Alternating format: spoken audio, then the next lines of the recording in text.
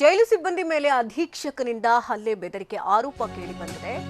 ಹಾವೇರಿ ಜಿಲ್ಲಾ ಕೇಂದ್ರ ಕಾರಾಗೃಹದಲ್ಲಿ ಹಲ್ಲೆ ನಡೆದಿದೆ. ಬೆದರಿಕೆಯ ಆರೋಪ ಕೇಳಿಬಂದಿರುವಂತದ್ದು ಜೈಲು ವೀಕ್ಷಕ ಪುಂಡಲೀಕ ಪವಾರ ಮೇಲೆ ಹಲ್ಲೆ ನಡೆಸಿದ್ದಾರೆ, ಜೊತೆಗೆ ಧಮಕಿ ಹಾಕಿದ್ದಾರೆ ಎನ್ನುವಂತಹ ಆರೋಪ ಇದು. ಜೈಲು ಅಧೀಕ್ಷಕ ಟಿಬಿ ಭಜಂತ್ರಿ ವಿರುದ್ಧ ಹಲ್ಲೆ ಬೆದರಿಕೆ ಆರೋಪ ಕೇಳಿಬಂದಿದೆ.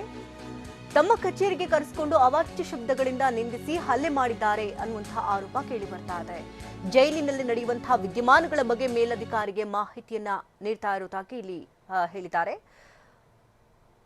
ಈ ಸಂದರ್ಭದಲ್ಲಿ ಮುಖ ಹಾಗೂ ಮೂಗಿಗೆ ಗುದ್ದಿದಂತಹ ಆರೋಪ ಕೂಡ ಕೇಳಿ ಬಂದಿದೆ. ವಿಚಾರಣಾಧೀನ ಕೈದಿ ವಿನಾಯಕನನ್ನ ಕರೆಸಿಕೊಂಡು ಬೆದರಿಕೆ ಹಾಕಿದ್ದಾರೆ ಎನ್ನುವಂತಹ ಆರೋಪ ಇದು.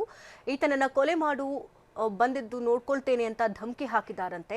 ಜೈಲು ಅಧೀಕ್ಷಕ ಭಜಂತ್ರಿ ವಿನಾಯಕನ ವಿರುದ್ಧ ದೂರು ದಾಖಲಾಗಿದೆ. ಹಾವೇರಿ ಗ್ರಾಮಾಂತರ ಪೊಲೀಸ್ ಠಾಣೆಯಲ್ಲಿ ದೂರು ದಾಖಲಾಗಿದೆ. ಧಾರವಾಡ ಜಿಲ್ಲಾ ಕೇಂದ್ರ ಕಾರಾಗೃಹದ ಅಧೀಕ್ಷಕ ಎಂ ಮರಿಗೌಡ ಹಾಗೆ ಹಾವೇರಿ ಜೈಲು ವೀಕ್ಷಕ ಪುಂಡಲೀಕ ಪವಾರನ ವಿರುದ್ಧ ಪ್ರತಿ ದೂರು ದಾಖಲಾಗಿದೆ.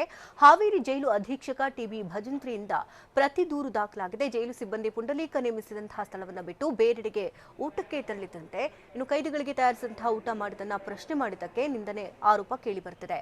ಅವಾಚ್ಯ ಶಬ್ದಗಳನ್ನು ಬಳಸಿ ಜಾತಿ ನಿಂದನೆ ಮಾಡಿರುವಂತಹ ಆರೋಪ ಇದು. ಜೈಲು ಸಿಬ್ಬಂದಿ ಪುಂಡಲೀಕ ವಿರುದ್ಧ ಜೈಲರ್ ಭಜಂತ್ರಿ ಆರೋಪವನ್ನ ಮಾಡುತ್ತಾರೆ.